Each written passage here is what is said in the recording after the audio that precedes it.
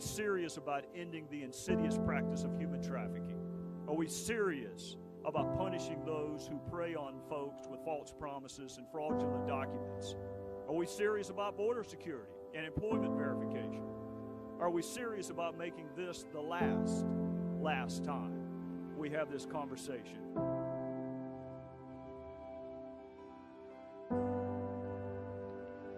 After Trayvon Martin was killed, the president said that could have been my son, Mr. Speaker. And when I see a picture of a beautiful Kate Steinle smiling, that could have been any of our daughters. Sanctuary cities. It has almost a utopian sound to it, doesn't it? Well, as the Speaker knows, the definition of sanctuary is a place of refuge or safety.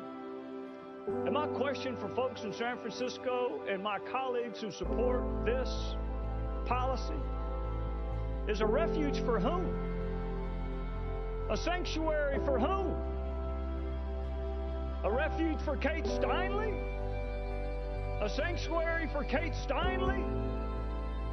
Or a refuge for a convicted felon with a 25-year-long criminal history?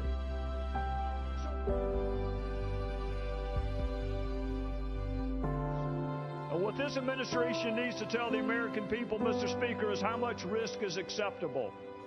Given the consequences of reconciling the risk wrongly, how much risk is this administration willing to take? When it comes to public safety, we have to be successful all of the time. And those who seek to do us harm have to be successful just once. The President is the Commander-in-Chief. He should help us make this our home safer. He should help us make the homeland of the refugees safer. He should restore order to the region. That would be the very best and most humane thing we could all do. Provide a better, safer life for those who aspire one where they are.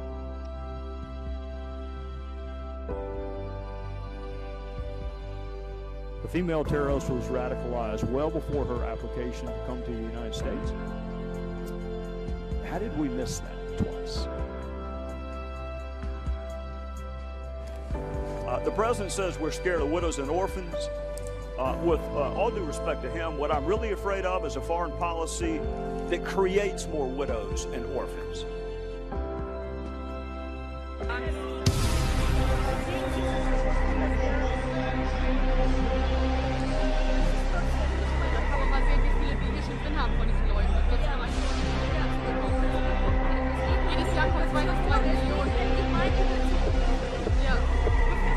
فقدوا إخصابهم ويبحثون عن إخصاب عندنا.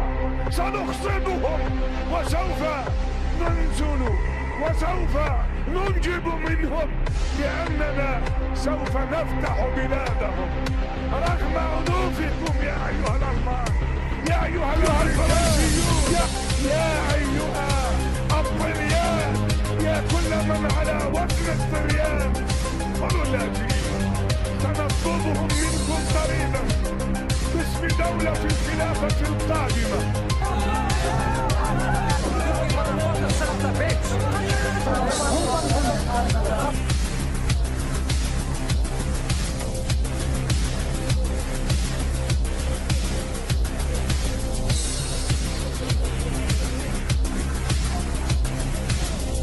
ليش بيكتب عن اليهودي؟ قرأوا أرضا بيكتب عنهم بإيه؟ يا قوي إن شاء الله. نشدد على النساء ويكتب أطفالهم. اللهم انصر الإسلام في كل مكان. الله أكبر، الله أكبر، الله أكبر، الله أكبر.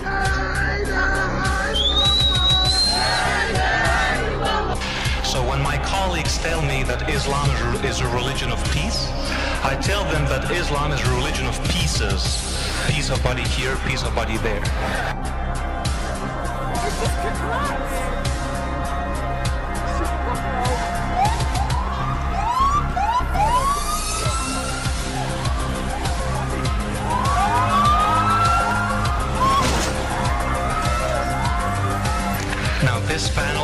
radical Islam, I would take the word radical out of the equation. The problem is Islam. Muslims rejoicing in the carnage. They call themselves the Revolution Muslim. Today on their website, they called the alleged shooter, Major Hassan, an officer and a gentleman. They said, quote, "We love you." At the same time, they called the slain soldiers terrorists who are in, quote, "eternal hellfire." We're commanded to terrorize the disbelievers. And this is a religion, like I said, commanded to terrorize the disbelievers. The Quran says very clearly in the Arabic language, "Turhibuna." This means terrorize them. It's a command from Allah.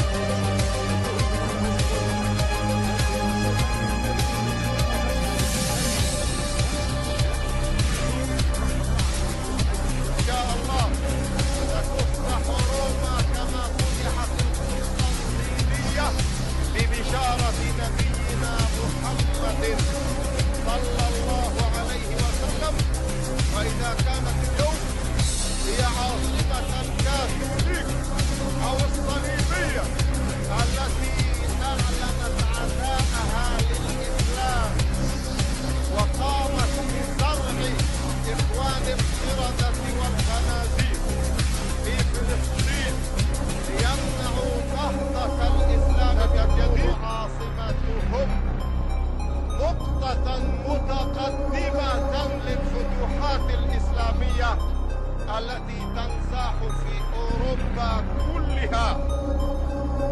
Voorzitter, alle onnozele geesten die zeggen dat de islamitische staat niets met de islam te maken heeft, zijn politiek correcte dwaalers. Of ze nou Obama, Cameron, Rutte of Samson zijn. ثم تلتفت إلى الأمريكتين بل إلى أوروبا الشرقية وظني أن أبناءنا أو أحفادنا سيكونون هم الذين يرثون. These pictures now. This is what happened. Muslims have been attacking Christians attending a Catholic celebration in southern France. Okay, this is the Don Bosco celebration. It's Catholics who are just coming out of church, and there's a feast and so on. And once again, I mean, you know, the religion of peace.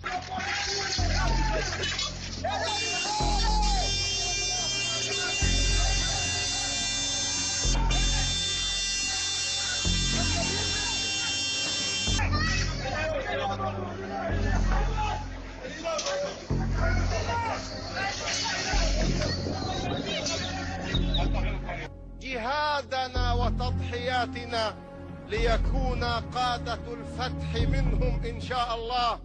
ونحن اليوم نزرع هذه البشريات في نفوسهم ونؤسسهم من خلال المساجد والمصاحف ومن خلال سيرة نبينا عليه الصلاة والسلام وسيرة الصحابة الأولين والقادة العظام لهذه المهمة، مهمة إنقاذ البشرية من نار هم على شفا حفرة منها. I've never seen anything on this scale before. Little studies in Britain suggest the country's most rapidly growing demographic is Muslim. That white Britons are now a minority here, as well as in 3 other British cities. In 2011, nearly 4 million immigrants came to the UK. So sociologists say that they're baffled at just how quickly the number of indigenous Brits has diminished over the past decade.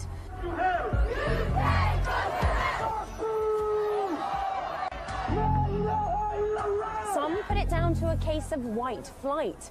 They say that Caucasian Brits are moving out of the country's most diverse areas. Hardly anyone imagined just 20 years ago that the native French population would be finding itself in a rapidly decreasing minority here. Trier soll sich allmählich in den Alltag einschleichen und die Festung Europa von innen knacken.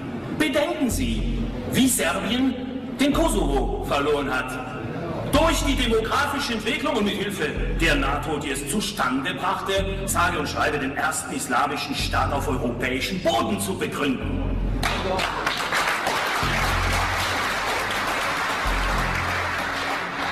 Welch selbstmörderisches Unterfangen. Çok geçmiş olsun dileklerimizi iletiyoruz. Dostane maç olur inşallah. Yunanistan'a karşı ben 2 maç oynama şansı buldum. Mit nur heilvolles Signal. Überall setzt sich das islamische Dogma durch. In der Türkei besetzen die Islamisten nach und nach alle Justiz- und Armeeposten, um das Erbe des Kemal Atatürk aus der Welt zu schaffen. Der Libanon wird in den nächsten Jahrzehnten ein islamistischer Staat werden. Der arabische Frühling ist dabei, von den Islamisten in Beschlag genommen zu werden. Im Irak, in Ägypten und in Pakistan stehen die letzten christlichen Gemeinschaften vor der Ausrottung. Und was tun wir bei uns? Wir lassen diese gewalttätige Doktrin in ethnisch-kulturellen Ghettos ungehindert den Rechtsstaat aushebeln. Da sind wir denn wahnsinnig geworden? We have an amazing country. We need strong leadership. We need compassionate leadership. We have to take care of our health care. We have to take care of our borders. We have to make our military so strong, so big, so powerful that nobody messes with us. We're never going to have to use it.